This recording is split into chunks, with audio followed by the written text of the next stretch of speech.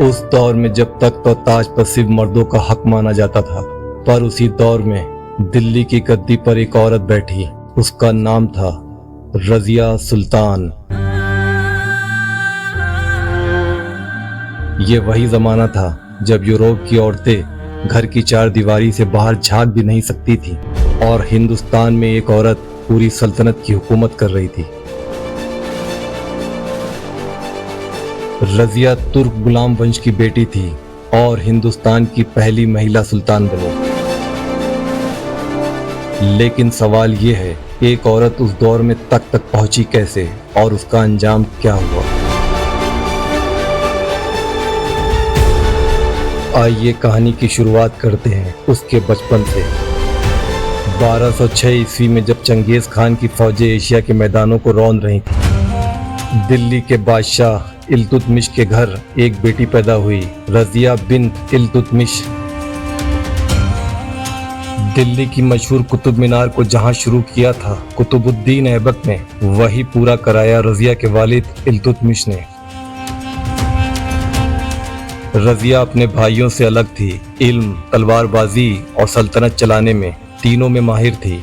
इल्तुतमिश ने समझ लिया था कि उसकी ये बेटी सल्तनत चलाने की काबिलियत रखती है, इसीलिए उसने अपने बेटों की जगह रजिया को तख्त का असली हकदार माना।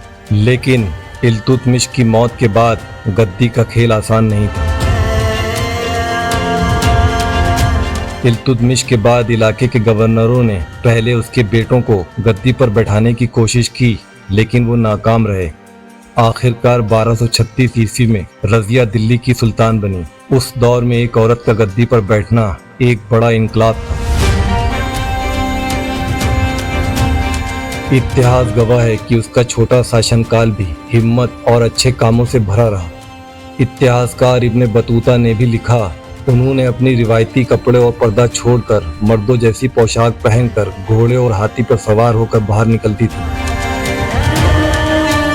रजिया ने दरबार में बराबरी का इंसाफ किया, जैसे मर्द सुल्तान करते थे। उनके दौर में सड़कें बनी, स्कूल और कुएं खुदवाए गए और व्यापार को बढ़ावा मिला। रजिया ने काबिल लोगों को ऊंचे ओहदे और पद दिए और बेईमान अफसरों को सजा दी।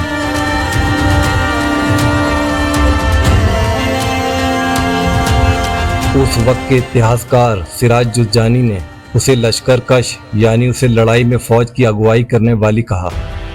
उसने साबित किया कि वो सिर्फ औरत नहीं बल्कि असली सुल्तान थी, मगर ये बात गवर्नर्स और बड़े लोगों को मंजूर नहीं थी।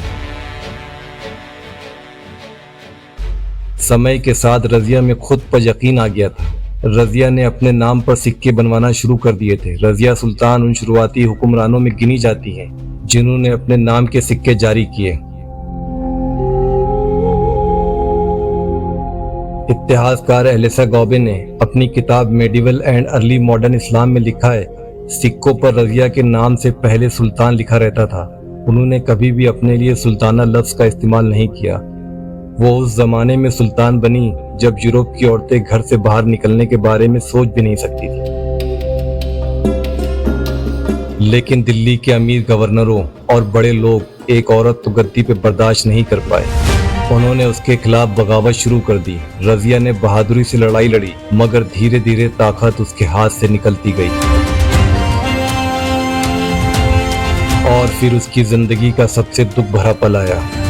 1240 ईस्वी में रजिया सुल्तान को उसके ही भटिंडा के गवर्नर अल्तुनिया ने पकड़ लिया। ये सब एक बड़ी साजिश का हिस्सा था। कुछ कहते हैं कि उसे जेल में बंद किया गया और कुछ कहते हैं कि साजिश में कत्ल कर दी गई। उसकी मौत एक राज बनी रही। रजिया सुल्तान की मौत कैसे हुई, इस पर इतिहासकारों में एक मत नहीं है, लेकिन उसका नाम हमेशा जिंदा रहेगा क्योंकि दिल्ली की बादशाहत में वो पहली औरत थी जिसने दिखा दिया तख्त और ताज सिर्फ मर्दों की जागीर नहीं।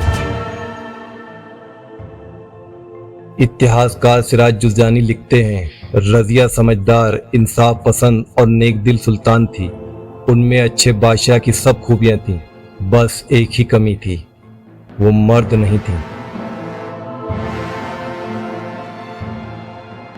लेकिन आज की तारीख में रजिया सुल्तान को एनसीईआरटी की नई किताबों से हटा दिया गया है। रजिया सुल्तान उस समय की असली और एकलौती महिला सुल्तान थी जिन्होंने खुद सीधे सल्तनत संभाली। उस समय पूरी दुनिया में कोई औरत सीधे राज नहीं चलाती थी। यूरोप में कुछ रानियां अपने बच्चों के लिए कुछ समय शासन करती थी। मंगोल साम्राज्य में भी कुछ औरतें असर रखती थी, लेकिन सीधे राज करने वाली सिर्फ रजिया थी।